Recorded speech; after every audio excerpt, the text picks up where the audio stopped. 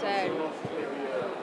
Sawa, leo tumeshiriki katika kongamano hili kubwa kabisa la nchi za Afrika kuhusiana na masuala ya matumizi ya tehama katika elimu. Sote tunafahamu kwamba kutokana na mabadiliko ya kidunia ni lazima kutumia teknolojia na kwenda nayo, maana ndo dunia ilipo. Kwa hiyo siku hii ya leo nchi za Kiafrika zimekutana pamoja na mwenyeji wetu akiwa ni waziri wa elimu akishirikiana na shirika la e-Learning Africa. Tumekutana hapa nchi za Kiafrika kujadili na kukubaliana ni kwa namna gani sisi nchi za Kiafrika tunahakikisha kwamba tunaendana na mabadiliko ya kiteknolojia na hasa kutumia tehama katika elimu. Sasa sisi kama ofisi ya Rais TAMISEMI, sisi tunatekeleza sera ya elimu katika ngazi ya shule za sekondari, shule za msingi na elimu ya awali.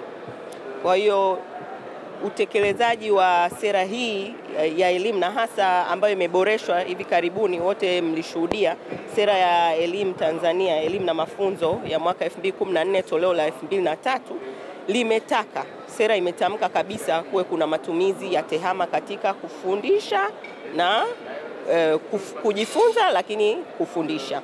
Kwa hiyo na sisi watekelezaji wa hiyo sera tayari Mheshimiwa Rais Dr. Samia Suluhu Hassan amefanya uwekezaji mkubwa sana katika eneo hilo, na kwenye shule zetu tuna maabara za tehama.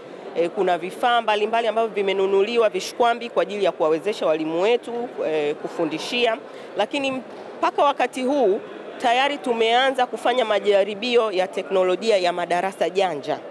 Yaani linakuwa ni darasa moja lipo centered, na sana haya madarasa yetu tunayo mfano hapa Kibaha, shule ya sekondari Kibaha, lakini tunayo wengine darasa janja Dodoma, na tupo katika hatua ya majaribio. Unaona mwalimu akiwa yupo anafundisha pale Kibaha, ina maana kuna shule nyingine ambazo zinaweza zikajiunga kwenye darasa hilo wakawa wanafanya ufundishaji mubashara au kujifunza mubashara.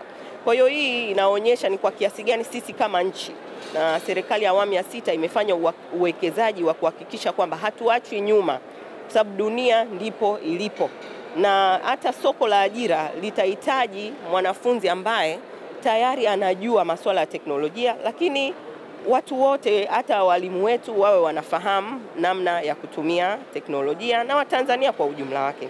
Kwa hiyo jitihada hizo zinaendelea. Sisi tumeshiriki leo hii tukiwa watekelezaji wa sera katika ngazi ya elimu msingi, na kwa kweli serikali ya awamu ya 6 inafanya mambo makubwa kuhakikisha kwamba hatuachwi nyuma, na kwenye elimu ya msingi kunakuwa na uwekezaji wa matumizi ya tehama katika kujifunza, lakini katika kufundisha.